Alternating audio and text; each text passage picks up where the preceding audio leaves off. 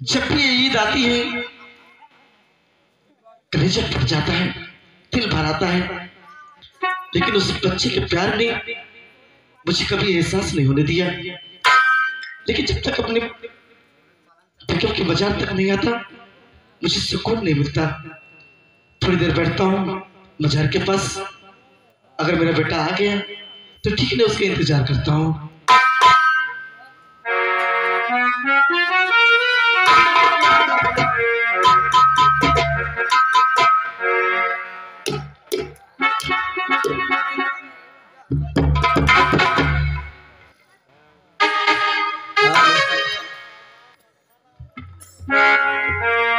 अरे ओढ़नी के छाप अंग्रेज मीत, अरे ओढ़नी के छाप अंग्रेज मीत, मोरे अरसे का जीना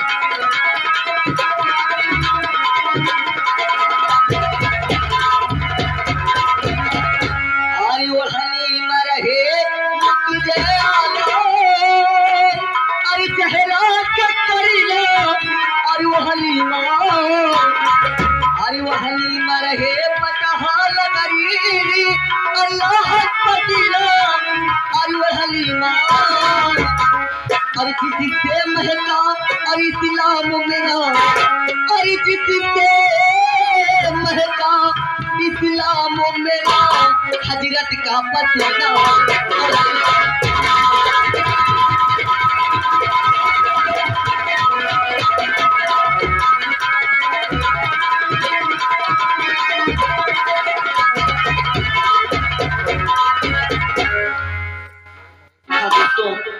शायद आप लोग मुझे नहीं जानते होंगे।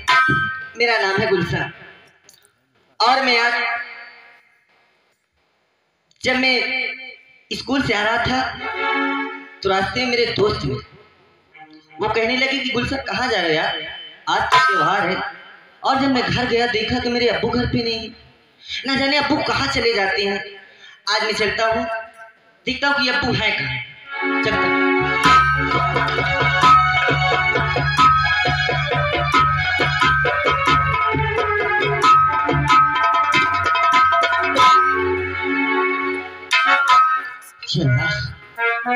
आज मैं क्या देख रहा हूँ कि मेरे अब्बू का चेहरा इतना उदास, आज तक तो मैं कभी ऐसा नहीं देखा। फिर ये मैं अपने अब्बू से सवाल पूछता हूँ, आखिर बात क्या है।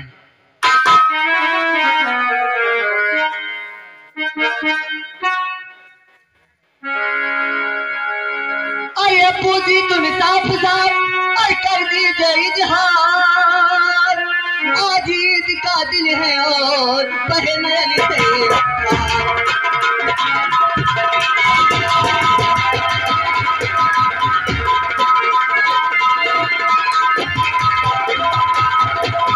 आज ईद का दिन है और बहन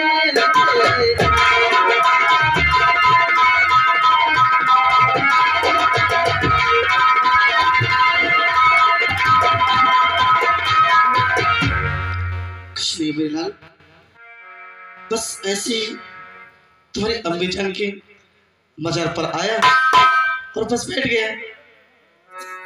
मजार? हाँ। अब्बू जी मजार किसकी है? ये तुम्हारे अम्मी की है। क्या मेरी अम्मी जान की? हाँ। मगर मेरी अम्मी जान को क्या हुआ और कैसे?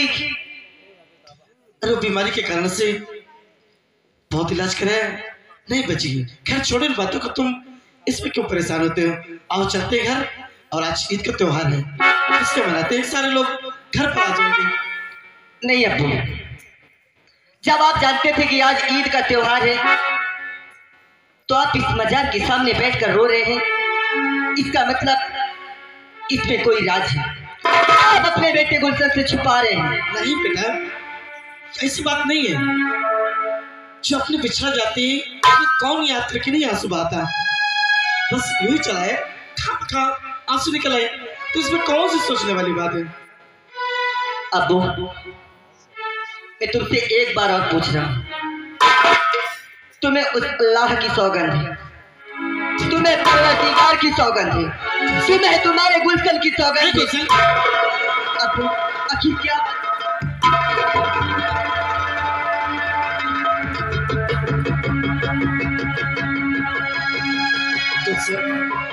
ये छोटी छोटी बातों में बच्चों जैसे जिद नहीं करते। इतनी जल्दी इतनी बड़ी कसम रखने का मतलब क्या? अरे तुम बच्चे हो, तुम्हें ध्यान देने की इस तरफ क्या जरूरत है? पढ़ो लिखो, साथियों के साथ मनोरंजन करो, खेलो कूदो, पढ़ाई में ध्यान दो। लेकिन तुमने आज मुझे ऐसे रास्ते पर खड़ा कर दिया कि जो बात को मैं अपने जिगर में छुपा कर रखा था कि कभी अपने बेटे के सामने नहीं कहूंगा, लेकिन आज तुमने वो बात सामने ला ही दिया। गुलशन, जानना चाहती हो? हाँ अब्बू, आज मैं तुझे सच्चाई बताऊंगा, सुनो मेरी बात।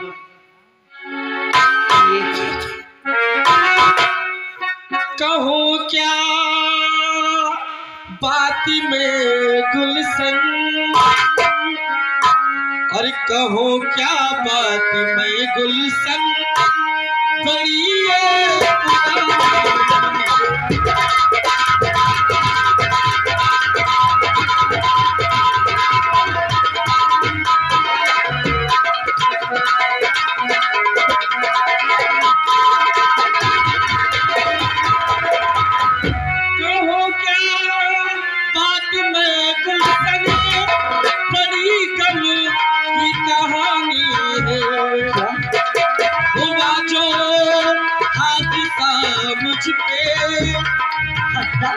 वो बाजो हादसा मुझ पे, ये बातों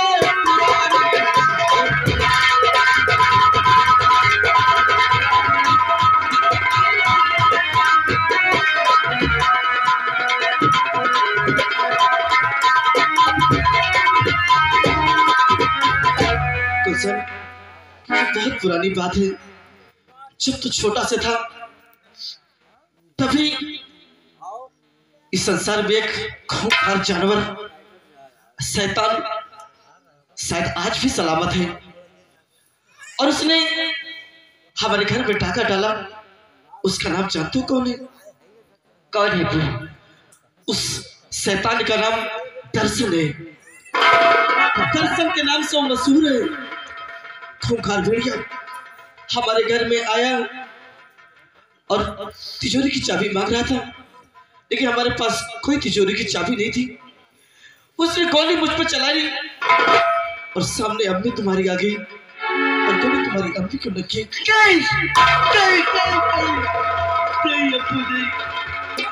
हाँ गुलशन, इस सच्चाई को मैं आज तक छुपाता रहा कि अपने बेटे से नहीं बताऊंगा, लेकिन आज तुम्हें अपना बात करने का मुझे दुख बुझा दिया।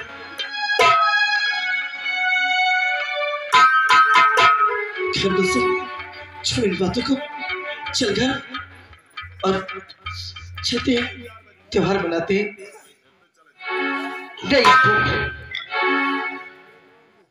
जिस तरह से उस हरामजादे दर्शन ने मेरी अम्मी को मारा, अगर मैं दर्शन को 10 दिन के अंदर ना मारा तो मेरे भी नाम गुलशन नहीं। ऐसी जिद नहीं करते भी, तुम छोटे हो, बच्चे हो, ऐसे कदम मत उठाना।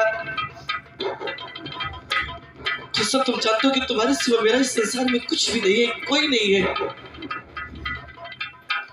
अब्बू, आप कह रहे हैं, मुझसे कह रहे हैं कि उस शराबजादे ने मेरी अम्मी को तड़पा तड़पा कर मार दिया और मैं उसे जिंदा छोड़ दूं? मैं अपनी अम्मी का बदला ना ले सकूं कि आप मुझे समझा रहे हैं?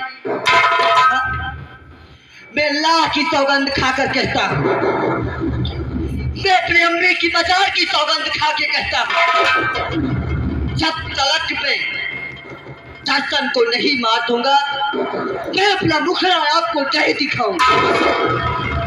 ऐसी जिद मत कर गुलशन, ऐसी जिद मत कर। वो बहुत खूंखार है, वो बहुत खतरनाक है। उसके सामने तुम कुछ भी नहीं हो बेटे, कुछ भी नहीं हो। इसीलिए तुम्हें समझा रहा हूँ कि ये जिद छोड़ दो, जो हो गया उसे भूल जाओ। नहीं अब्बू, मैं सब नहीं भूल सकता। तुम मुझे छोटा समझते हो, अरे मैं छोटा नहीं हूँ। उस हरामजादे को मैं मुंह तोड़ जवाब दे सकता। आप उसके बेटे पर विश्वास करो, यकीन करो। कैसे कह दूं तुझे, कैसे कह दूं? उस शैतान के सामने तुझे कैसे छोड़ दूं, समझ में नहीं आता। अब्बू, अगर मैं आपके पास यही खड़ा रहूंगा तो आप मेरा मनोबल तोड़ देंगे। इसी तरह आप मेरे सामने रोने लगते हैं तो मेरा मन आपकी तरफ भागने लगता है। अब्बू, मैं आपके पास से यहाँ से जा रहा हूं और मैं जब दर्शन को मार दूंगा तभी आपसे मिलने आऊंगा।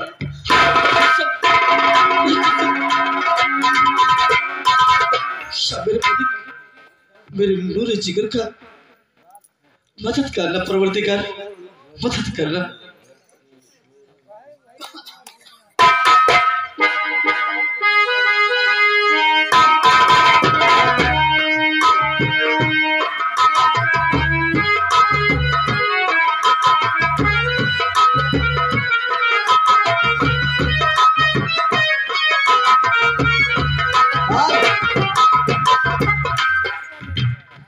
मैं आज एक लेटर लिखकर उस हरामजादे दर्शन के पास भेजता हूं।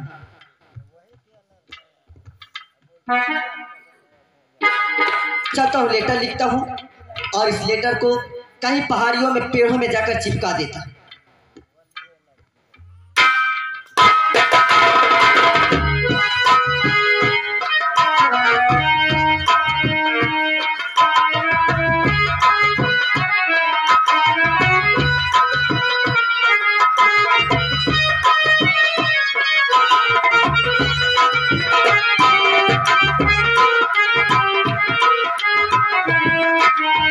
जी सरदार जी, जो मैंने बात कहा था, क्या तुम लोग सभी सुनारों की दुकान में कह के आ गए?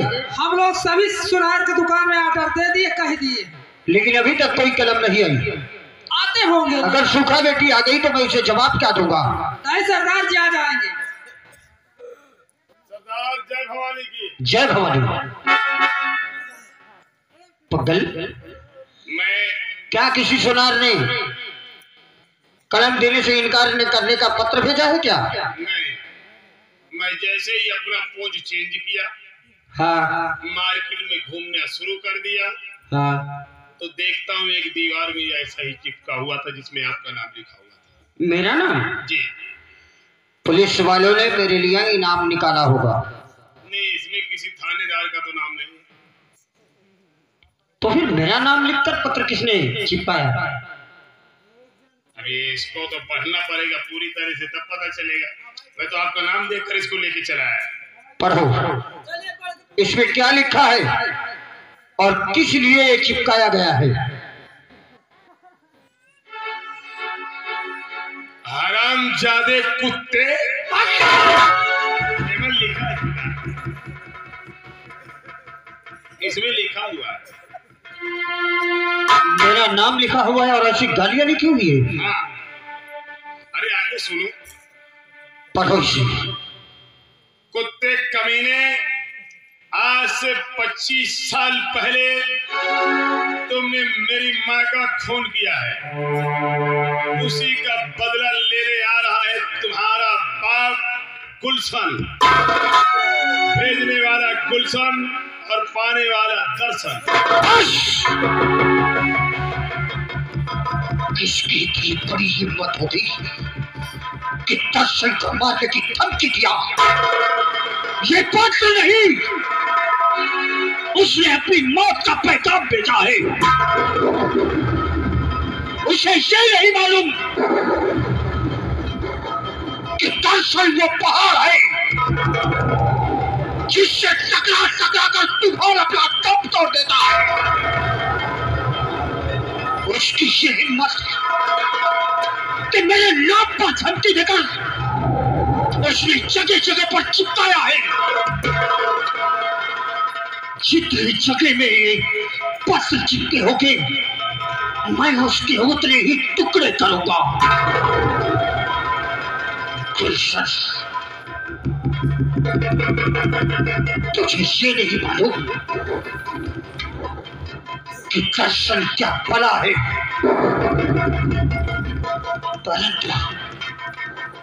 परंतु सोचने वाली बात है कि आज तक किसी की हिम्मत नहीं पड़ी दर्शन का नाम लेने की। और ये कौन नया दुश्मन पैदा हो गया जिसने मुझे मारने की धमकी दी है? सरदार जी, मैं खुद सोचने पे मजबूर हूँ कि आज तक आपने किसी औरत का हत्या भी नहीं किया है। ये भी सच है। खाली एक औरत का हत्या किया है, वो है हाजी की बीबी।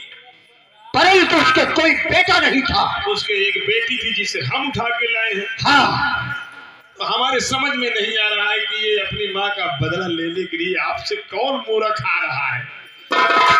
ये मूर्ख अपनी मौत के करीब आ रहा है। यही तो मैं परेशान हूँ सरदार। परंतु पक्कल जोश में होश नहीं खोना चाहिए। बिल्कुल नहीं। पास के जितने गांव है पता लगाओ। जी। गुलशन नाम के जितने व्यक्ति हैं उन्हें घसीट कर अड्डे में लाओ। ठीक है सरदार। और उनसे हकीकत कबूल करवाना दर्शन अच्छी तरह जानता है क्यों नहीं कि जिसने भी ये लेटर लिखा है उसका बाप भी बताएगा। उससे लिखवा कर देखेंगे, उसका जब राइटिंग मिलेगी तब पिलाई शुरू करेंगे। सही कहा। पूरे इलाके में छान मारा जितने गुलशन नाम के व्यक्ति है उन्हें घसीट कर लाना हो। ठीक है सरदार, आप आराम कीजिए। इसने सोचने पर मजबूर कर दिया। अगर ये मेरा देखा जाना पहचाना दुश्मन होता तो अब तक उसकी लाश यहाँ पड़ी होती। परंतु एक अनजान व्यक्ति मुझे लेटर भेजा है, मुझे सोचने पर विवश कर दिया। परंतु गुलशन, मैं तुझे बहुत बुरी मौत मारूंगा।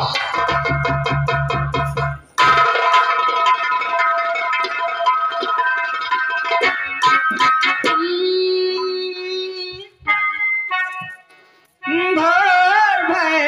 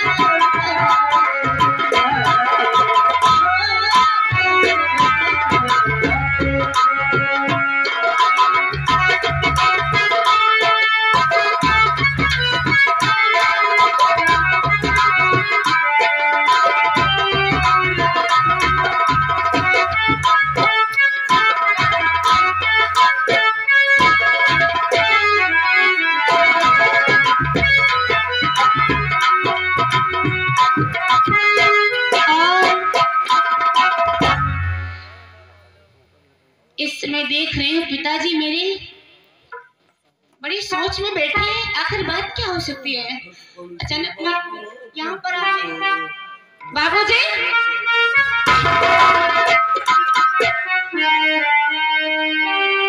बाबूजी, ये मैं क्या देख रही हूँ आपके हाथ में, ये पत्र, ये खत, कैसा खत है मैं जानना चाहती हूँ। और आप इस समय इतना चिंतित क्यों हैं पिताजी?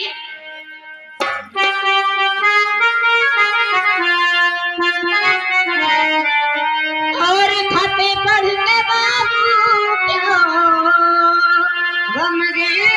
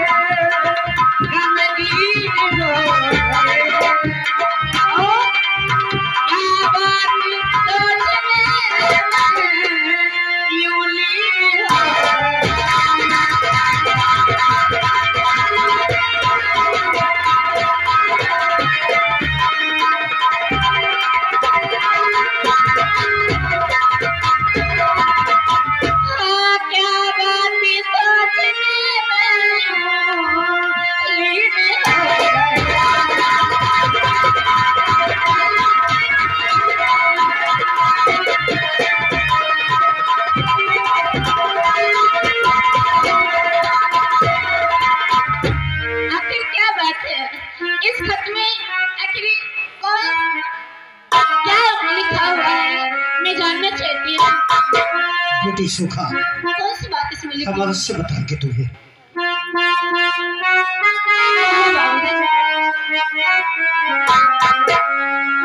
दुश्मन का पत्र पढ़ के हम गमगीन को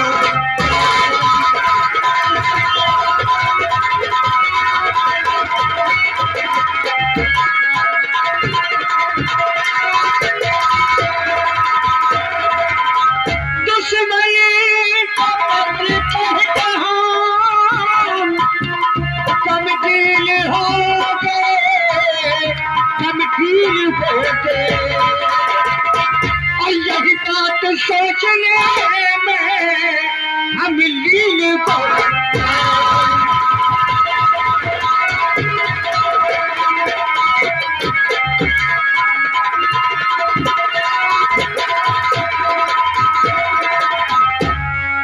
हाँ बेटी, दुश्मन का खत? ये मेरे हाथ में जो खत है ये मामूली खत नहीं है, ये मेरा कोई दुश्मन है जिसने मेरे नाम पर भेजा है। आखिर इस खत में लिखा क्या है जो आपके चिंता का कारण बना हुआ है? मेरी चिंता का कारण बेटी एक अनजाना दुश्मन है। तुम खुद पढ़ लो।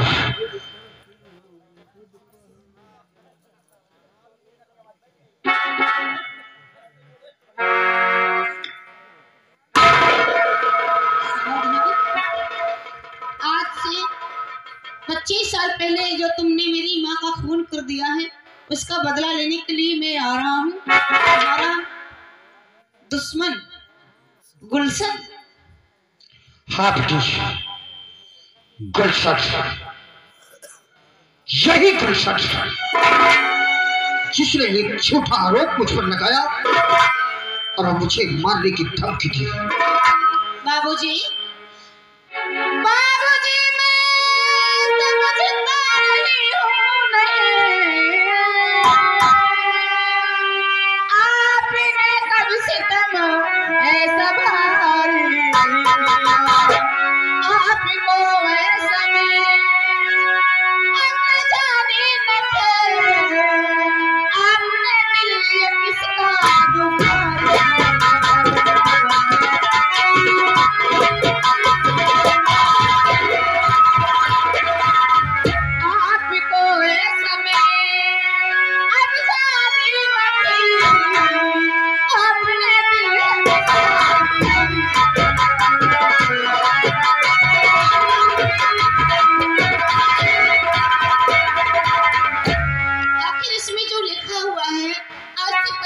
साल पहले मेरी माँ का खून कर दिया।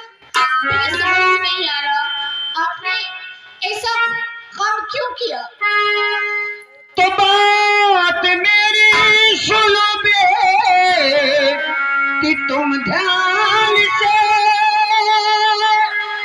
झूठी अफवाह इसमें वो आता है, वो खून मैंने किसी का और किया है झूठा आरोप मुझ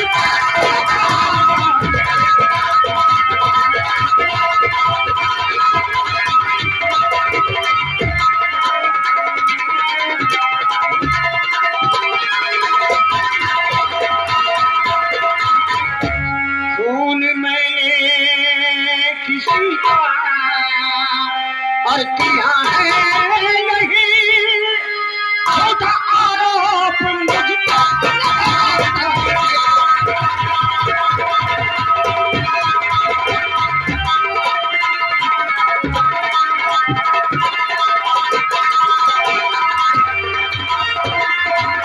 देखिए, मैंने आज तक किसी स्त्री की हत्या नहीं की। इसमें झूठी अफवाह उड़ा रहा है, वो झूठा आरोप लगा रहा है कि मैंने उसकी मां की हत्या की है। परंतु बेटी तुम चिंता मत करो। झूठी अफवाह? हाँ, पर ये कैसे हो सकता है? झूठी अफवाह कैसे हो सकता है? मैं ऐसा कभी सुनी तो नहीं थी कि बिना गलती किए हुए आपको ये खत आ जाए और बदला लेने के लिए, वो भी बदला लेने के लिए। आज बेटी सुखा, पहले बाबूजी शायद आपको याद ना हो, गलती से शायद आपने ये काम कर दिया हो, क्योंकि इसमें लिखा हुआ है 25 साल पहले। बेटी इसलिए मुझे संशय हो रहा है। बेटी तुम्हारा संशय करना उचित है, परंतु मुझे पूर्ण याद है कि आज तक मैंने किसी बेटे की मां को नहीं मारा। ये सरासर झूठ है।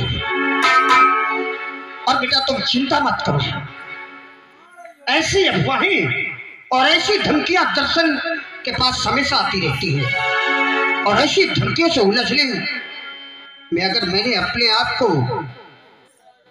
आप का संतुलन खो दिया तो कोई भी मुझ पर आक्रमण कर सकता है। जाओ बेटा तुम आराम करो, और इसको तो मैं खुद देख लूंगा। अगर ऐसी बात है, आपने ऐसा काम नहीं किया है, झूठी अफवाह है, तो पिताजी आप चिंता ना करें। तुम्हारी बेटी के रहते हुए तुम्हारे शरीर पर आंच तक नहीं आ सकती। अगर ऐसी कोई बात आएगी, तुम पहले मैं खड़ी हूँ, मैं तुम्हारी समस्या का समाधान करूंगी। बेटी अगर वो अपने माँ के खून का बदला ले सकता है, एक बेटी भी अपने बाप के लिए कुर्बान हो सकती है। क्या था तुझे? तू उससे मुकाबला कर सकती है। हाँ बाबूजी, मैं उससे मुकाबला करूंगी और उसे मैं यहाँ तक लाऊंगी। बेटी सुखा, ये मेरा अनदेखा दुश्मन है। अनदेखा है? इसे मैंने नहीं देखा कि कैसा है, कौन है। सिर्फ एक बार वो मेरी नजरों के सामने आ जाए तो उसे पता चल जाएगा कि दर्शन क्या बना है। अगर आप चाहते हैं आपके सामने वो एक बार आ जाए तो उसको लाने की मैं वो लेती हूँ। मैं ये जिम्मेदारी संभालती हूँ, आप चिंता ना करें। तू पकड़ कर लाएगी मैं उसे? 10 दिन के अंदर उसको पकड़ के लाऊंगी। तू पकड़ कर लाएगी? हाँ मैं लाऊंगी, बेटी क्योंकि मैं तुम्हारी बेटी हूँ। जिस दिन तू उसे पकड़ कर लाएगी उस दिन मैं ये सोचूंगा कि मेरी बेटी नहीं, मेरी बेटा है। और बेटी, मुझे धमकी देने वाला इंसान मेरी नजरों के सामने आएगा तो मेरी क्रोध की ज्वाला में जलकर भस्म हो जाएगा। एक बार बेटी, सिर्फ एक बार उसे मेरे पास लाओ। लेकिन जाने से पहले मेरी एक बात ध्यान से सुन लो। मेरी मर्यादा, मेरी आन बान शान सिर्फ तुम हो।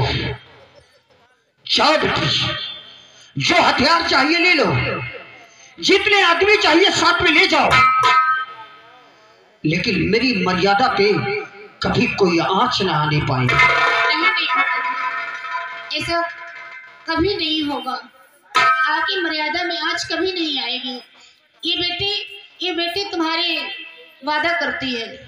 ठीक है बेटी, तुम्हें जो भी हथियार चाहिए ले लेना, और सिर्फ एक बार उसे यहाँ लेकर आओ, फिर मैं उसे दिखाऊंगा कि वो किसे धमकी दिया है।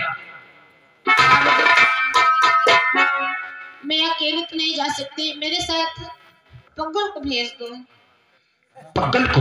हाँ, क्योंकि पता नहीं कहाँ कहाँ जाना पड़े, जंगल भी पड़ सकता है, गांव भी पड़ सकते हैं, और ऐसे दुश्मन को ढूंढना इतना आसान नहीं है। सत्य कहती हो तुम। मंगल सिंह, पगल को बुलाया जाए। पगल,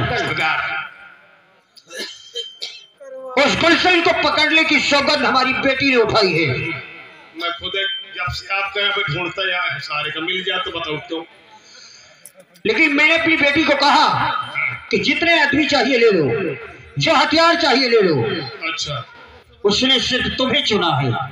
कोई बात नहीं, तुम्हें साथ में जाना है, हाँ, और जैसा मेरी बेटी कहे वैसा ही करना है। लेकिन सरदार, अगर मैं इसके साथ रहूंगा तो पगल को देखते ही वो व्यक्ति भाग जाएगा। बहुत खूब, मैं दूर से नजर रखूंगा इस लड़की पे। सोखा बेटी, तुम अकेली जाओगी, तुम्हारे आसपास पगल रहेगा, और कोई भी आफत तुम पर आती है तो वह तुम्हारा सहयोग करेगा। ठीक है बाबूजी, साए की तरह तुम्हारे आगे पीछे। ठीक है, इतना काफी है। जाओ बेटी, उस कमीने को जिंदा पकड़ कर लाना। मैं उसे जिंदा लाऊंगी, जैसे भी हो सकेगा वैसे मैं लाऊंगी उसको, लेकिन मैं 10 दिन के अंदर उसे ढूंढ कर लाऊंगी, कैसे भी करूं। ठीक है बेटी। और जब तक उसे आपके कदमों में हाजिर नहीं कर दूंगी, मैं आपको मुंह नहीं दिखाऊंगी। शाबाश बेटी, उस कमीने को जिंदा लाना, क्योंकि मर गया तो दर्शन के दर्शन नहीं कर पाएगा। जाओ बेटी, मेरा आशीर्वाद तुम्हारे साथ है।